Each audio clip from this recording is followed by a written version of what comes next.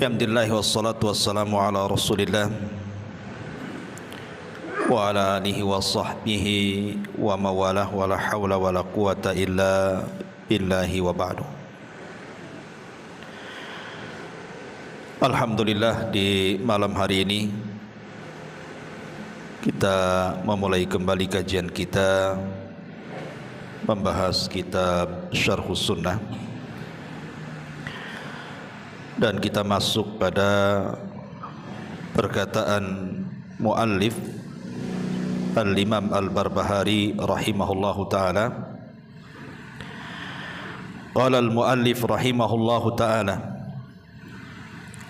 wa bid'atun zaharat hiya kufrun billahil azimi wa man qala biha fahuwa kafirun billahi la syakka fihi. Man yu'minu birraj'ati wa yaqul Ali ibn Abi Talib hayyun wa sayarji'u qabla yaumil qiyamati,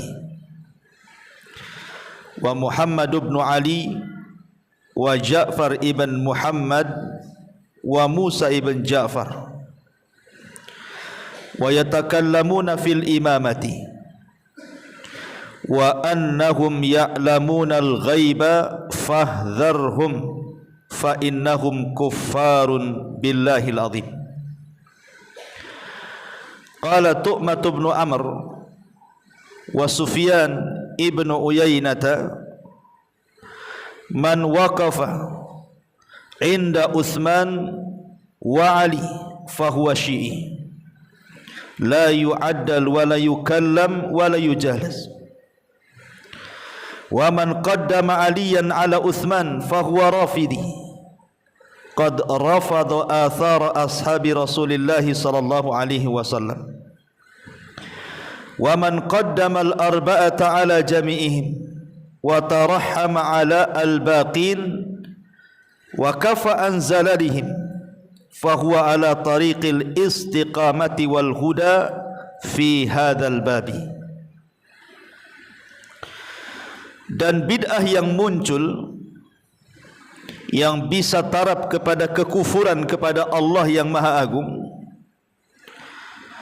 adalah orang yang ketika berkata dengan keyakinan tersebut dia bisa kafir kepada Allah dan tidak ada keraguan di dalamnya. Pertama, orang yang mengimani dengan adanya raj'ah dan mengatakan Ali bin Abi Talib itu masih hidup dan akan kembali sebelum kiamat dibangkitkan. Begitu juga Muhammad ibn Ali dan Ja'far ibn Muhammad serta Musa ibn Ja'far. Kemudian mereka berbicara soal imamah, kepemimpinan, dan bahwa mereka semuanya mengetahui yang gaib. Maka hati-hati dari mereka, karena mereka adalah orang-orang kafir dengan Allah yang Maha Agung. Berkata Tu'mah ibn Amr dan Sufyan ibn Uyainah, barang siapa yang diam atau tawakuf dari Uthman dan Ali, maka itu tanda-tanda dia seorang Syiah. Tidak perlu diberikan rekomendasi keadilan, tidak perlu diajak bicara, dan tidak perlu bermajlis dengan dia. Dan barang siapa yang mengutamakan Ali daripada Uthman, maka dia Syiah Rafidah. Dia telah rafadha, keluar daripada athar ashabi Rasulullah sallallahu alaihi wasallam. Dan barang siapa yang mengedepankan al-arba'ah ala jami'ihim, maksudnya mengedepankan Khalifah Abu Bakar, setelah itu Umar, setelah itu Uthman, kemudian Ali, kemudian mendoakan kebaikan kepada mereka dan selain mereka, dan diam dari ketergelinciran mereka, maka dia di atas jalan istiqamah dan petunjuk dalam bab ini. Taib. Di sini muallif rahimahullahu taala Imam Al-Barbahari ingin menjelaskan kepada kita sebagian kecil dari kesesatan orang-orang Syiah. Dan sering saya ulang-ulang supaya makin mantap, bahwa pada dasarnya orang-orang Syiah itu pada permulaan kemunculannya itu, sekali lagi, mereka bukan gerakan akidah, tetapi gerakan politik. Sama dengan Khawarij. Cuman bedanya Khawarij terang-terangan, kalau Syiah tidak terang-terangan. Karena munculnya pemahaman sesat dari Syiah itu jauh setelah lewat beberapa daulah-daulah Islamiyah. Lewat Khulafaur Rasyidin, kemudian tegak daulah Umayyah, kemudian tegak daulah Abbasiyah, kemudian tegak daulah Utsmaniyah. Itu ketika di masa-masa daulah-daulah ini Syiah belum menyimpang, karena memang gerakan mereka murni gerakan politik saja. Jadi mereka itu adalah para pendukung Ali dan seluruh keturunannya. Loyalitas mereka diberikan kepada Ali dan seluruh keturunannya, hanya meletakkan loyalitas saja. Belum ada macam-macam akidah yang dikenal hari ini. Baru setelah muncul orang-orang luar Arab masuk ke dalam Arab, seperti Muhammad ibn Ya'qub al-Kulaini, kemudian Muhammad al-Qumi, kemudian Muhammad bin Bakir al-Majlisi, kemudian At-Tusi, dan begitu seterusnya. Mulailah mereka mengarang kitab-kitab rujukan Syiah. Dari sinilah muncul kesesatan Syiah, bukan lagi gerakan politik, menjadi gerakan akidah. Sebagaimana kita di Ahli Sunnah wal Jamaah ada kitab-kitab rujukan selain daripada Al-Quran, seperti Sahih Bukhari, Sahih Muslim, Abi Dawud, Tirmidzi, Ibnu Majah, Daruqutni, dan begitu seterusnya. Maka dalam agama Syiah pun sama. Di sana ada kitab namanya Al-Kafi, karya besar Al-Kulaini. Itu jadi rujukan utama orang-orang Syiah itu. Itu setara dengan Sahih Bukhari dalam Ahli Sunnah, karena mereka menganggap Sahih Bukhari itu dongengan Ahli Sunnah. Kemudian ada kitab Malah Yahduruhul Faqih. Itu juga salah satu rujukan mereka, termasuk Al-Istibsar, karyanya At-Tusi. Kemudian Tahdzibul Ahkam, juga karyanya At-Tusi, dan banyak lagi, sekitar 8 sampai 9 kitab yang menjadikan rujukan inti orang-orang Syiah. Dari situlah Syiah tersesat, bukan lagi gerakan politik, tetapi menjadi gerakan akidah yang menyesatkan umat, yang bertentangan dengan akidah Ahli Sunnah wal Jamaah. Ma'asyiral muslimin yang dimuliakan Allah Subhanahu wa taala secara global, saya akan merajah kembali sedikit kenapa saya katakan gerakan Syiah di awalnya itu gerakan politik. Kita tahu bahwa Syiah ini sebelum melembaga, maka Syiah ini hanya individu-individu, perorangan-perorangan yang meletakkan loyalitas kepada Ali radhiyallahu anhu. Baru setelah itu terjadi gerakan.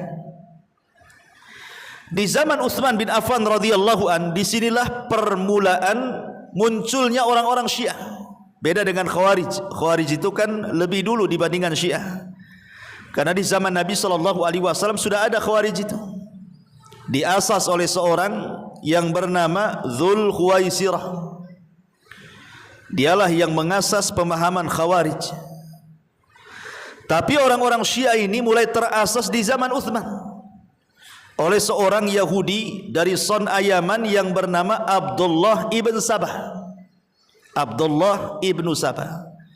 Dialah yang memiliki gerakan untuk menumbangkan orang-orang yang memusuhi Ali radhiyallahu anhu, yang kemudian meletakkan loyalitas kepada Ali dan membawa pemahaman Yahudi ke dalamnya.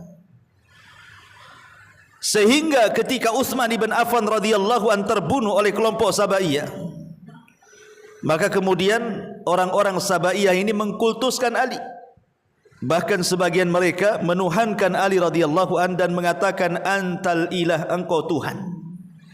Maka Ali murka kemudian membuat parit api dan memasukkan orang-orang yang menuhankan ke dalam parit api itu.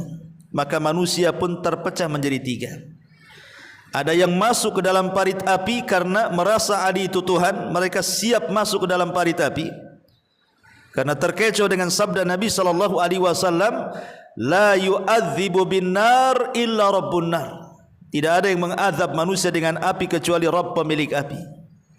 Sekarang Ali mengazab kita dengan api. Kalau begitu Ali itu Rabb katanya. Maka mereka memasukkan diri mereka, bunuh diri ke dalam parit api itu. Kemudian kelompok yang kedua bertobat. Karena melihat Ali berlepas diri bahwa dia tidak Tuhan, mereka bertobat. Kemudian kelompok yang ketiga, inilah yang menjadi cikal bakal Syiah, berpura-pura bertobat. Tapi mereka dalam hatinya masih mengkultuskan Ali radhiyallahu anhu. Lah, di zaman Ali radhiyallahu anhu di sini terjadi perang besar. Itulah dalam sejarah terjadi perang antar kaum muslimin. Sebelumnya tidak ada perang antar kaum muslimin. Di zaman Ali inilah terjadi perang muslim melawan muslim. Perang apa saja itu? Pertama perang Jamal. Kemudian yang kedua perang Siffin, dan yang ketiga perang Nahrawan. Itu semua terjadi di zaman Ali. Makanya kalau kita menceritakan biografi Ali radhiyallahu an, itu ceritanya isinya perang sampai meninggal. Lain kalau kita menceritakan Abu Bakar, menceritakan Umar, jelas runut gitu ya. Tapi kalau cerita Ali itu mulai cerita sampai meninggal, cerita perang saja. Maksudnya perang saudara. Ya. Ma'asyiral muslimin yang dimuliakan Allah Subhanahu wa taala. Lah, di zaman Ali radhiyallahu an meninggal dunia, kemudian kekuasaan jatuh ke tangan anaknya Hasan ibn Ali, tapi tidak lama, hanya 6 bulan lebih saja. Kemudian Hasan pun mengundurkan diri dan menyerahkan kekuasaannya kepada Muawiyah. Di zaman Muawiyah ini semua kaum muslimin menjadi satu. Makanya tahunnya disebut Amul Jamaah, tahun persatuan. Tidak ada perpecahan di zaman Muawiyah. Tetapi setelah Muawiyah meninggal, mulai terjadi keretakan lagi. Ketika Muawiyah mewasiatkan yang menggantikan dirinya putranya Yazid tanpa lewat Dewan Syura. Harusnya Muawiyah itu membentuk Dewan Syura, tapi dia langsung mewasiatkan yang menggantikan dirinya adalah putranya Yazid. Entah apa maksudnya, wallahu a'lam. Tapi yang jelas bahwa banyak para sahabat Rasul tidak setuju kan dengan pembaiatan Yazid. Karena banyak orang yang lebih mulia dibandingkan Yazid. Ada Husain, ada Abdullah bin Umar, ada Abdullah bin Zubair. Banyak sahabat-sahabat itu yang mengungguli dari segi ilmu dan keutamaan dibandingkan Yazid. Makanya ketika terjadi pembaiatan, banyak para sahabat yang tidak mau baiat. Di antaranya Abdullah bin Umar tidak mau baiat, Abdullah bin Zubair tidak mau baiat, Husain sendiri tidak mau baiat. Banyak yang tidak mau baiat. Tetapi karena Yazid ini mungkin kurang pengalaman dan usianya juga masih muda, dan dia pun meninggal sebelum usia 40 tahun. Jadi masih muda Yazid ini. Ya. Jadi tetap kekeh dia, siapapun sahabat yang tidak berbaiat kepada dia harus dipaksa. Makanya kemudian dia mengutus gubernurnya untuk memimpin Madinah. Maka sahabat-sahabat yang tidak suka dengan Yazid terpaksa harus pergi ke Mekah, bersembunyi di Mekah, seperti Husain, Abdullah bin Zubair dan yang lainnya. Tapi tetap Yazid meminta mereka baiat. Lah setelah Yazid, kemudian di zaman Yazid ini memaksa mereka baiat. Tidak semua kaum muslim itu suka dengan Yazid. Lah salah satunya orang-orang Kufah sendiri tidak suka dengan Yazid. Makanya kemudian orang-orang Kufah menulis surat ke kota Madinah agar Husain datang ke Kufah, mereka siap membaiat dan menggulingkan kekuasaan Yazid. Dengan banyaknya surat, Husain pun terkecoh. Akhirnya berangkat ke Kufah. Kemudian Allah takdirkan terjadilah pembunuhan sadis kepada Husain dan seluruh keluarganya. Di mana ketika itu Yazid memerintahkan Ubaidillah ibn Ziyad untuk mengawasi gerak-gerak Husain. Tiba-tiba kemudian Yazid malah menyerang 70 orang dari keluarga Nabi SAW yang dibawa oleh Husain. Sebagiannya istri dan anak-anaknya, begitu juga anak-anak Hasan juga dia terlibat di situ. Maka terjadilah perang yang tidak seimbang, 5.000 pasukan melawan 70 orang. Ya kalahlah ikhwan. Maka terbantailah seluruh keluarga Nabi di satu tempat namanya Karbala. Tidak ada satupun putra-putra Husain yang hidup kecuali satu orang, namanya Ali ibnu Husain atau dikenal dengan Zainul Abidin. Karena dia sedang sakit, dia tidak ikut perang, diselamatkan oleh saudari Husain namanya Zainab sehingga dia selamat. Makanya siapapun yang mengaku keturunan Nabi dari jalur Husain harus melewati Ali ibn Husain atau dikenal dengan Zainul Abidin. Silsilahnya harus sampai ke Zainul Abidin. Kalau tidak jangan mengaku keturunan Nabi. Beda kalau Hasan yang selamat 2 orang putranya. Kalau Husain 1 orang saja. Namanya Zainul Abidin. La ma'asyiral muslimin yang dimuliakan Allah Azza wa Jalla, di sini disebut dengan gerakan Syiah yang kedua. Setelah sebelumnya kelompok Sabaiyah, ini gerakan Syiah yang kedua adalah kelompok Kufah yang meminta Husain datang ke Kufah untuk dibaiat. Tapi murni ini kan gerakan politik kan, belum ada pemahaman menyimpang. Mereka hanya suka dengan Husain, tidak suka dengan Yazid, itu saja. Belum ada pemahaman-pemahaman nyeleneh. Masjid-masjid khusus Syiah belum ada di zaman itu.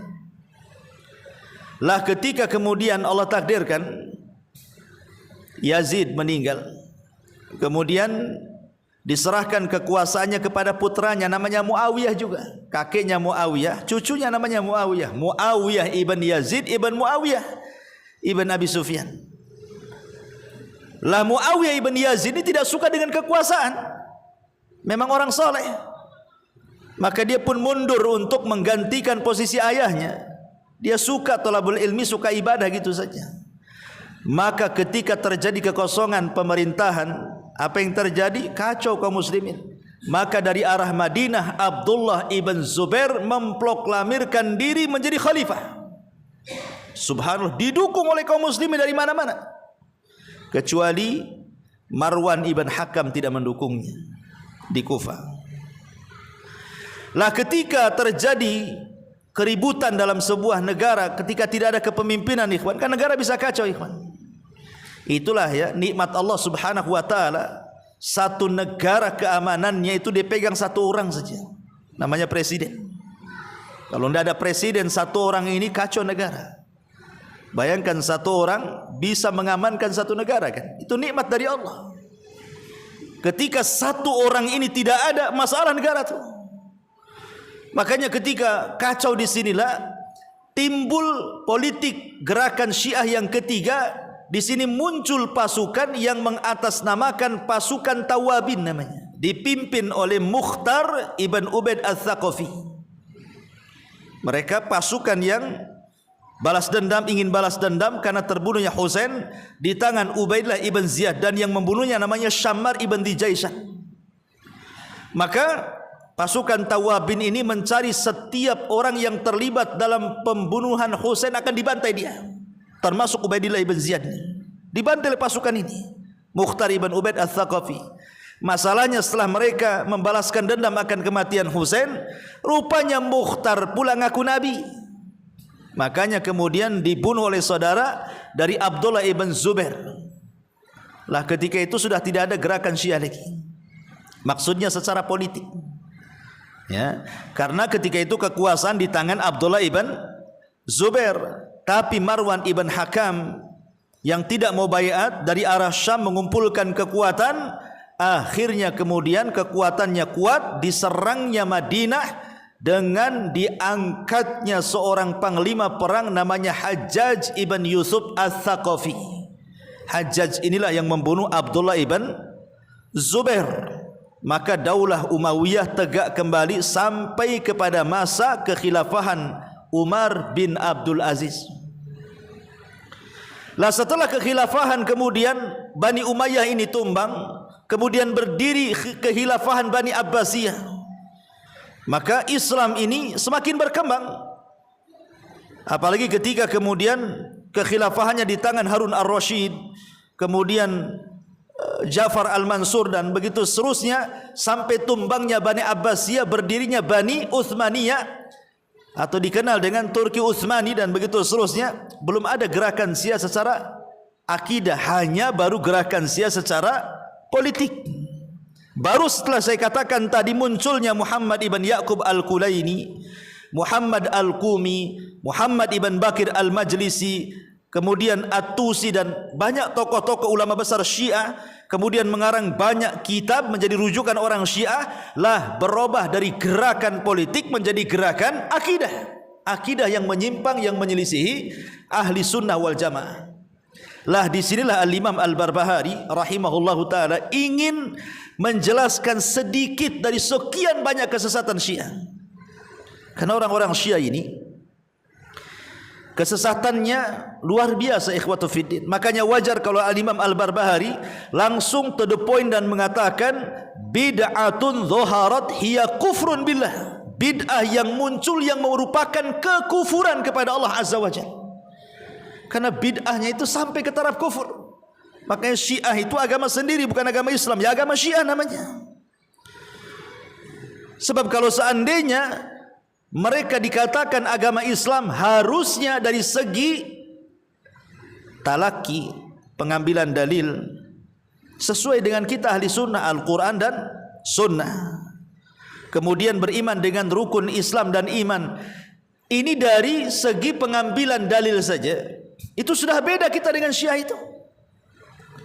Kalau kita ahli sunnah wal jamaah, ketika kita ini beragama, otomatis dalil kita adalah Quran, kemudian sunnah Nabi SAW, kemudian kesepakatan para sahabat yang disebut dengan ijma. Itulah kita ahli sunnah.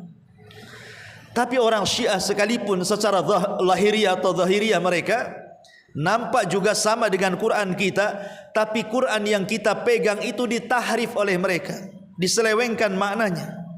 Ya, seperti umpamanya lafaz kafir, lafaz iblis di dalam Quran itu maksudnya apa? Maksudnya untuk menyerang sahabat Nabi.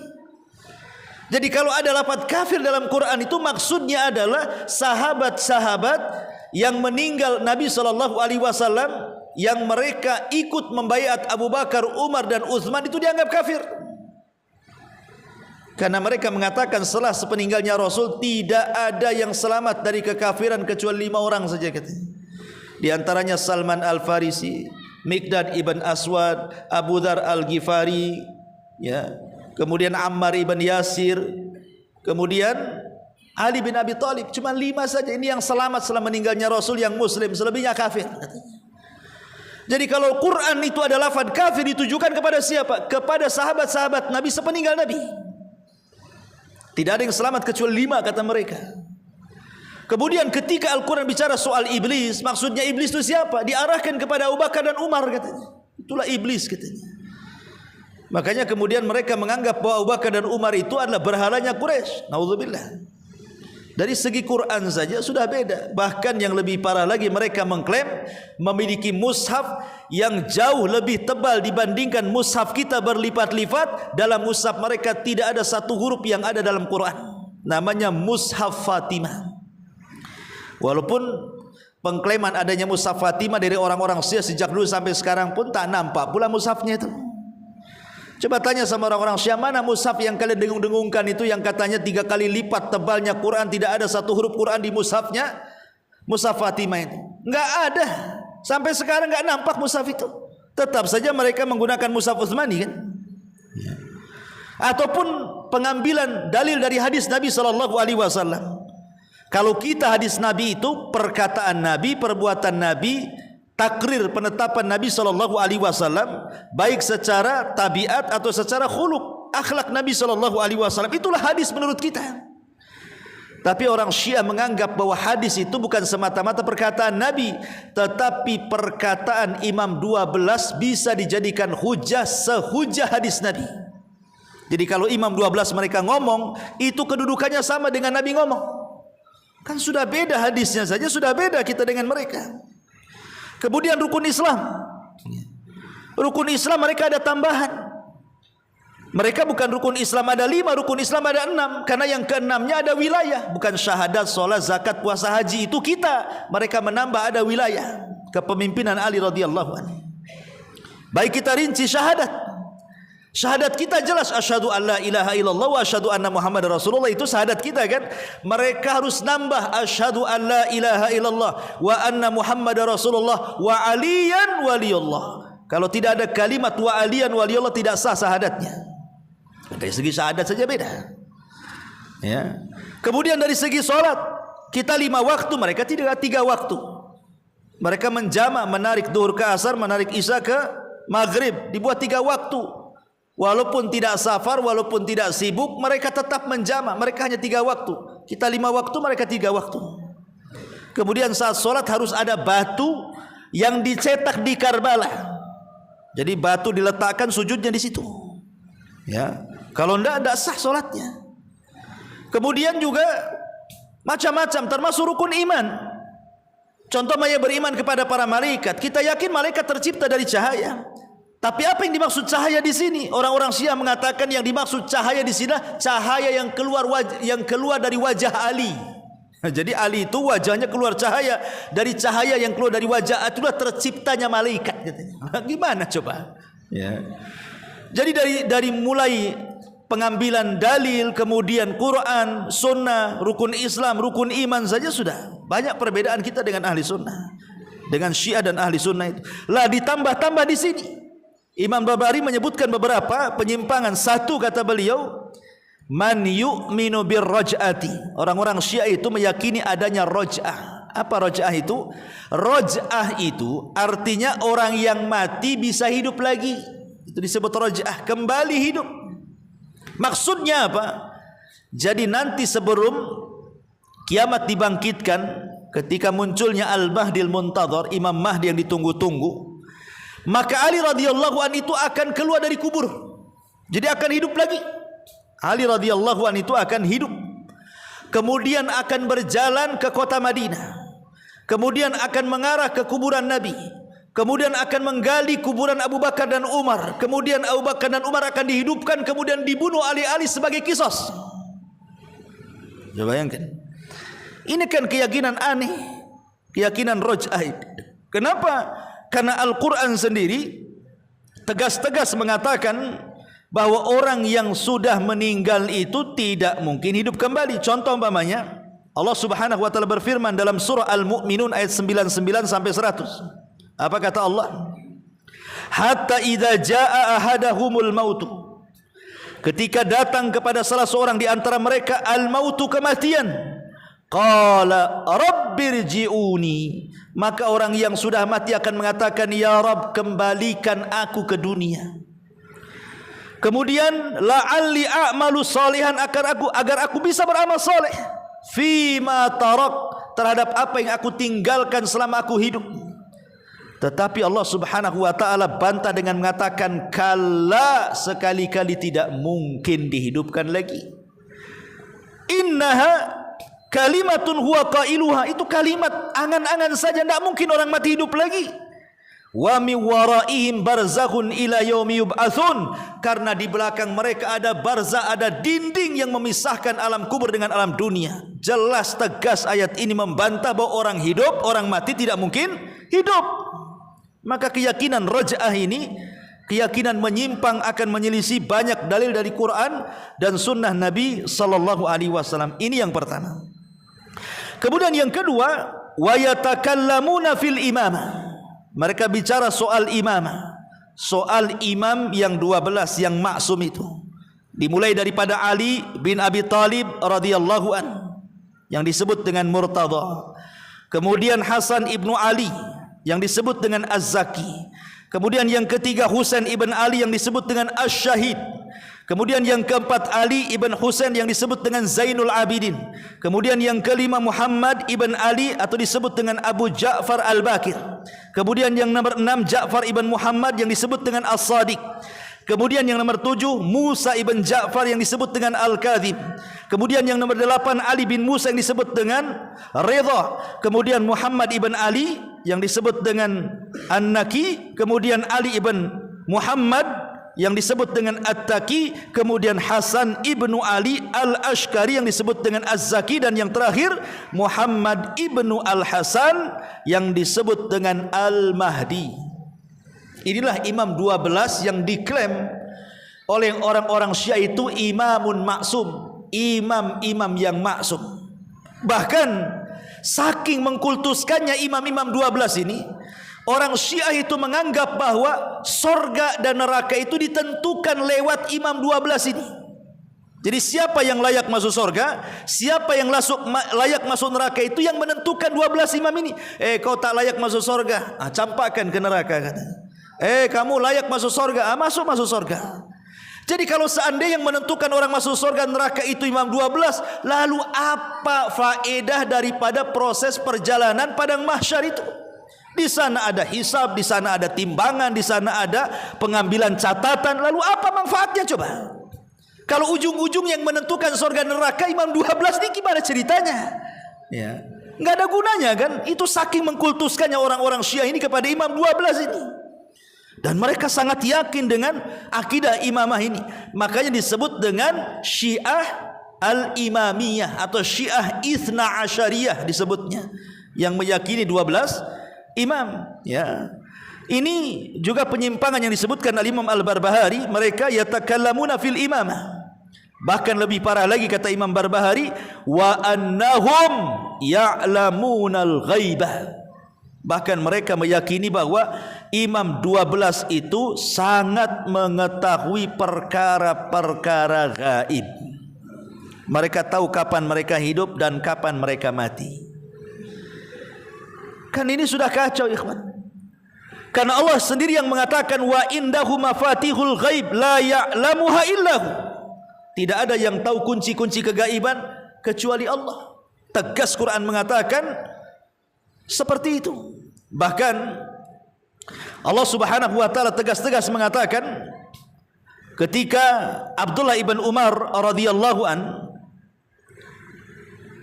menukilkan sabda Nabi sallallahu alaihi wasallam, mafatihul ghaibi khamsun, bahwa kunci-kunci kegaiban itu ada 5. La ya'lamuha illallah, tidak ada yang tahu kecuali Allah. Kemudian Abdullah ibn Umar menyebutkan beberapa perkara-perkara yang tidak ada tahu yang kecuali Allah Subhanahu wa taala. Yang pertama kata beliau, la ya'lamu ma taghidul arham illallah. Tidak tahu kondisi rahim di perut seorang ibu kecuali Allah. Tidak ada yang tahu rahim itu seperti apa. Kalau dia lahir, apakah dia pendek, apakah dia tinggi, apakah dia hitam, apakah dia putih, apakah dia ganteng, apakah dia tidak, apakah dia cantik ataukah jelek. Tidak ada yang tahu kecuali Allah. Berapa umurnya, berapa rizkinya, berapa bahagianya, berapa celakanya, kapan meninggalnya, sul khotimahkah dia, sul husnul khotimahkah. Tidak ada yang tahu kecuali Allah. Ya, ini yang pertama. Yang kedua, wala ya'lamu ma fi ghaddin illallah. Tidak tahu apa yang terjadi besok kecuali Allah. Sementara mereka orang-orang Syiah mengklaim bahwa imam-imam mereka tahu kapan mereka mati, seolah-olah mengetahui apa yang akan terjadi besok, kan? Satu pertanyaan kita, kalau memang imam-imam mereka tahu apa yang terjadi besok hari dan kematian mereka tahu, pertanyaannya, kenapa Ali terbunuh dengan cara sadis dan kenapa Husain terbunuh di Karbala dengan cara sadis? Ali ini kan dibunuh, ditusuk oleh Abdurrahman ibn Mulzam saat berangkat subuh. Kalau Ali tahu dia akan dibunuh, kira-kira Ali itu mau berangkat subuh atau enggak? Saya kira enggak akan berangkat dia. Sebab kalau berangkat dan dia tahu akan dibunuh, itu sama dengan bunuh diri namanya.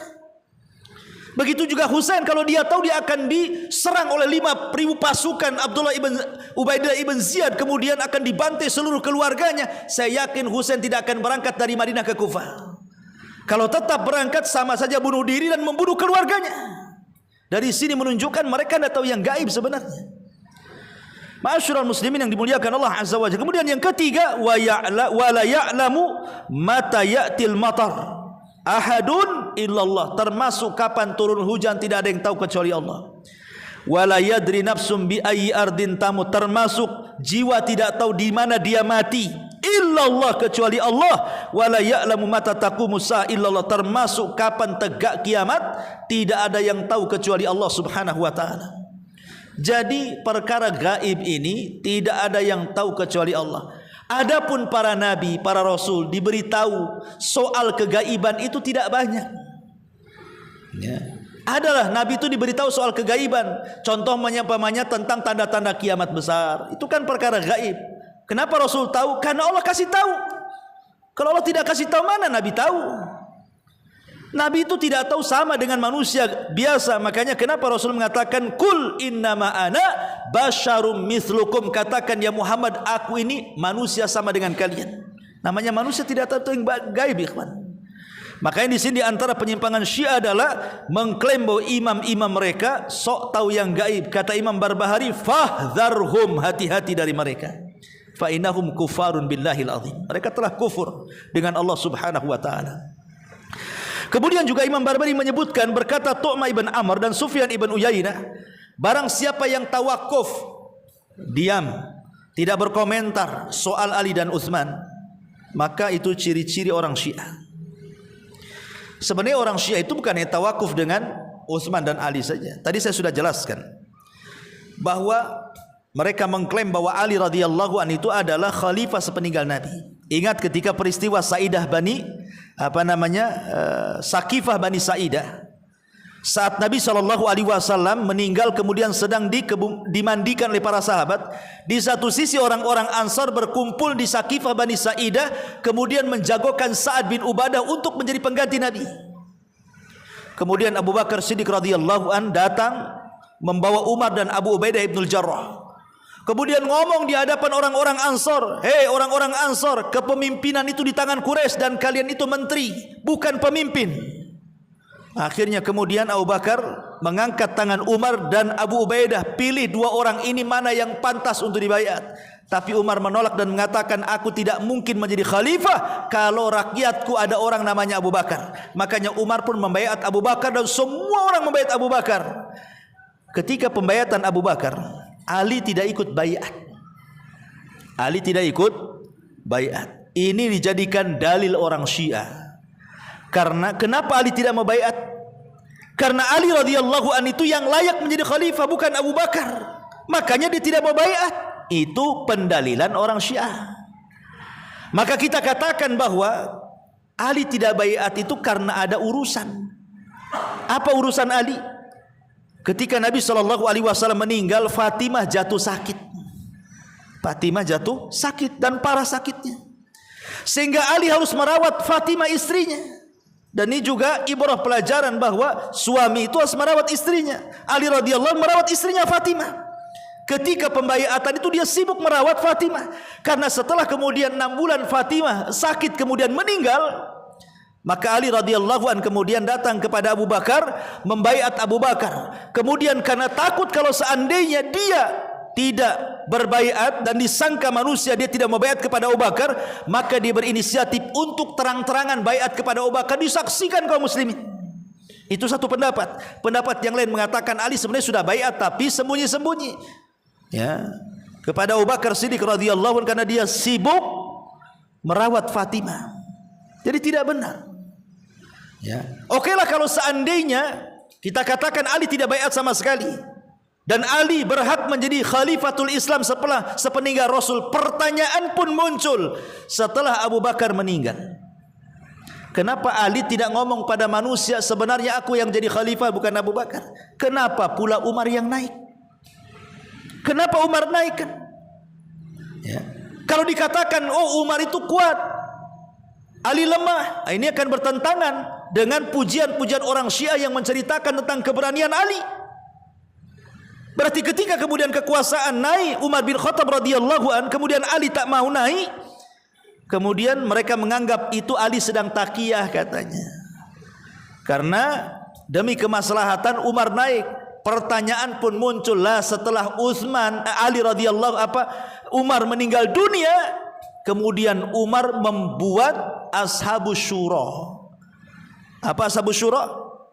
Ashabus Syura itu 6 orang yang dipilih Umar bin Khattab untuk menentukan siapa calon bakal pemimpin setelah Umar. Kata Umar, dari 6 orang ini silahkan kalian pilih. Kalian semua layak menjadi khalifah sepeninggalku. Lah di antara Ashabus Syura itu dari 6 orang Ali masuk di dalamnya. Ketika Ali masuk di dalamnya, ngapain Ali masuk di Ashabus Syura kalau memang dia khalifah? Ketika dia masuk di Ashabus Syura, menunjukkan bahwa Ali itu meyakini kekhilafan Umar. Karena dia masuk dalam pembentukan Ashabus Syura yang dibentuk Umar kan. Lah ketika Ashabus Syura ini kemudian mereka berkumpul, rupanya pecah jadi dua. Ada yang memilih Utsman, ada yang memilih Ali. Kemudian setelah diserahkan kepada Abdurrahman ibn Auf, 3 hari Abdurrahman bin Auf keliling kaum muslimin, didatangi rumah satu-satu, dan juga tokoh-tokohnya dari sahabat-sahabat senior-senior datang ke istri-istri Nabi bertanya kira-kira cocoknya siapa, Utsman ke Ali, Utsman ke Ali. Rupanya kebanyakan kaum muslimin di zaman itu lebih memilih Utsman dibandingkan Ali. Lah dari mana segi bahwa Ali itu berhak menjadi khalifah sepeninggal Nabi? Ya, ma'asyiral muslimin, ini hanya sekedar pengkultusan yang tanpa dalil saja. Mereka hendak menuhankan Ali radhiyallahu an dan mendudukan sesuatu bukan pada tempatnya. Makanya di sini Imam Barbahari mengatakan ciri-ciri orang Syiah ketika tidak punya komen soal Utsman dan Ali.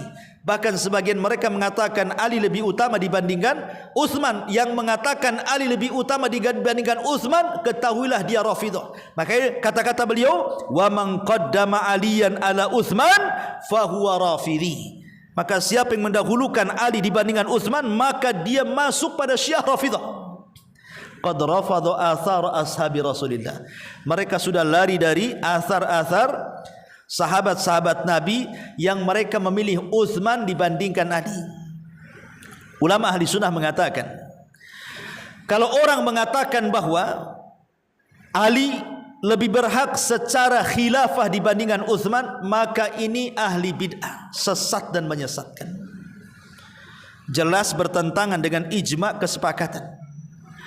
Tapi kalau yang dimaksud mendahulukan Ali dibandingkan Utsman itu dari segi keutamaan, bukan dari segi khalifah ya. Kekhilafan tidak ada hubungan dengan khilafah, keutamaan saja. Mungkin dari segi ibadahnya, dari segi jihadnya, dari segi macam-macamnya, maka menjadi khilaf para ulama. Ada yang mendahulukan Ali, ada yang mendahulukan Utsman. Dan ulama tidak saling menyesatkan kalau ini yang dibahas, maksudnya keutamaan. Tapi kalau sudah masuk kepada bab khilafah, itu lain lagi. Maka kita ahli sunnah mengatakan bahwa Utsman lebih berhak menjadi khalifah sepeninggal Umar. Dia lebih berhak. Ya. Karena itulah yang diputuskan Abdurrahman ibn Auf berdasarkan kesepakatan seluruh kaum muslimin. Karena Abdurrahman bin Auf itu 3 hari tanya loh sama orang. Ini ada 2 calon nih, satu Utsman, satu Ali, milih siapa? Satu-satu rumah didatangi itu. Rupanya kaum muslimin jauh lebih memilih Utsman dibandingkan Ali. Berarti sepakat khulafaur rasyidin itu Abu Bakar, setelah itu Umar, setelah itu Utsman, baru terakhir Ali. Apalagi? Ya. Ma'asyiral muslimin yang dimuliakan Allah Subhanahu wa taala. Makanya kemudian Syekh Barbahari, Al-Imam Barbahari mengatakan, wa man qaddamal arba'ata ala jami'ihim wa tarahhama 'alal baqin wa kaffa atau kufa an zalalihim fahuwa ala tariqil istiqamati wal huda fi hadzal bab. Barang siapa yang mendahulukan yang 4 dimulai Abu Bakar, Umar, Utsman dan Ali, kemudian tarahum, mendoakan mereka radhiyallahu anhum wa radu'an, dan juga tarahum kepada yang lainnya, dan diam dari ketergelinciran mereka. Jangan komentar. Kalau mamanya, contoh mamanya Muawiyah bin Abi Sufyan berperang dengan Ali radhiyallahu anhu dalam perang Jamal atau perang Siffin. Itu masing-masing ijtihad. Muawiyah punya ijtihad, Ali punya ijtihad. Jangan dikorek-korek kesalahannya, karena dua-duanya sahabat Nabi. Muawiyah penulis wahyu, Ali pula khulafaur rasyidin. Walaupun kebenaran ada pada Ali kan gitu ya, tetap kita diam, tidak usah bicara soal kesalahan mereka. Maka Imam Barbahari mengatakan fahuwa ala tariqil istiqamati wal huda, maka dia berada di atas jalan istiqamah dan petunjuk fi hadzal bab, dalam bab ini. Wallahu a'lam bishawab.